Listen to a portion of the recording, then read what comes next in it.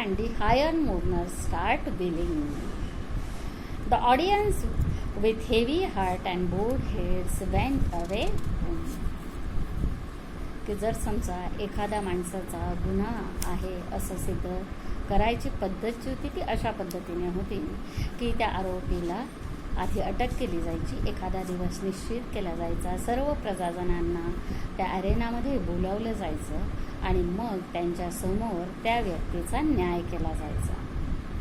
त्या अरेनामध्ये ठरवलेल्या दिवशी सर्व लोक गॅलरीत उपस्थित असायचे आणि तिथं एका उच्चासनावर सर्वात वरती राजा त्याच्या दरबारातील जे महत्त्वाचे मंत्रीगण वगैरे त्याच्या कुटुंबातले महत्त्वाच्या व्यक्ती यांच्यासह विराजमान असायचा. राजाने इशारा केला की त्या राजाच्या सिंहासनाखालचं दार जे ते उघडलं जायचं, त्याच्यातून त्या आरोपीला बाहेर आणलं जायचं आणि राजाच्या सिंहासनाच्या बरोबर समोर 2 दरवाजे होते की एक बंद अशी जागा होती, फक्त 2 दरवाजे दिसायचे. ते 2 दरवाजे अगदी सारखे असायचे आणि त्या 2 दरवाजांच्या पलीकडे काय हे कुणालाही माहीत नसायचं. त्या आरोपीला आदेश दिला जायचा की त्या 2 दरवाजांपैकी त्याने एक निवडावा. त्याला आवडेल तो दरवाजा निवडू शकत असायचा.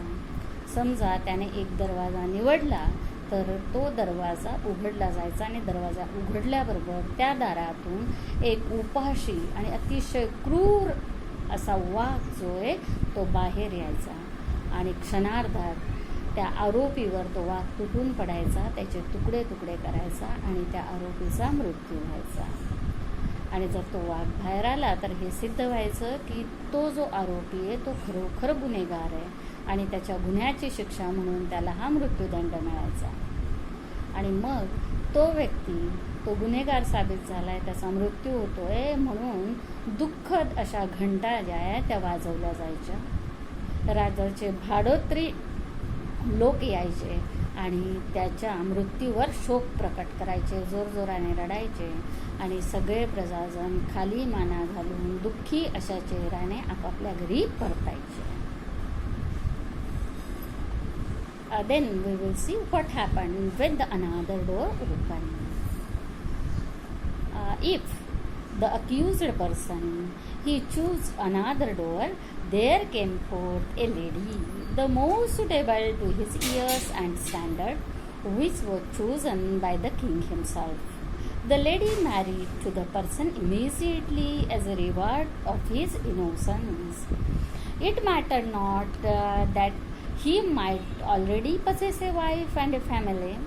Another door opened beneath the king, and a priest, followed by his band of choristers and dancing maidens, came forth, and marriage was celebrated. The innocent man went home on flower-strewn path.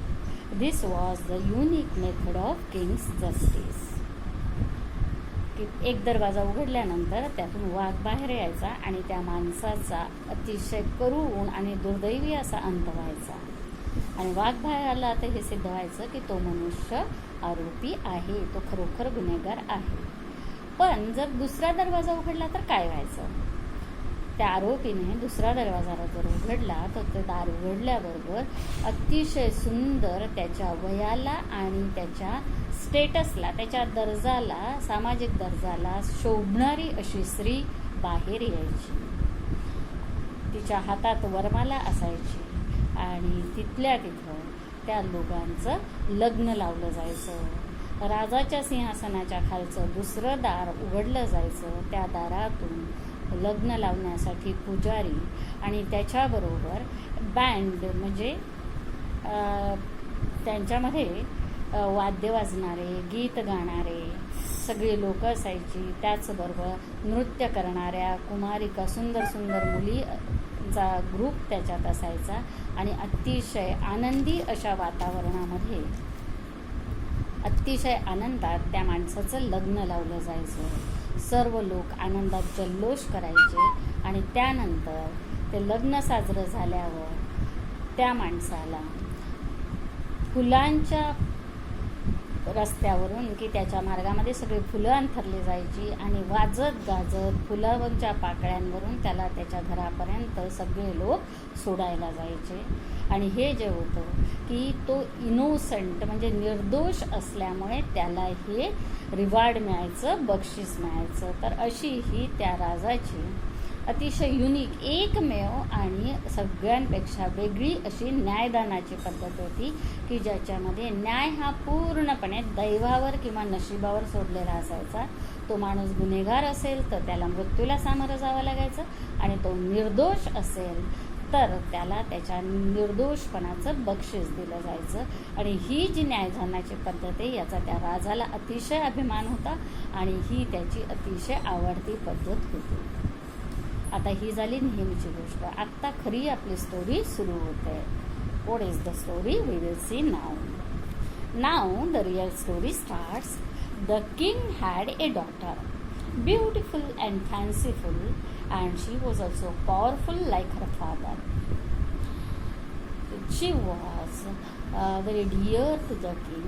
He loved her the most. She was an apple of his eye. And this beautiful and powerful princess loved a young man from the king's courtiers. Among his courtiers there was a handsome and the bravest young man, and this princess, she loved him.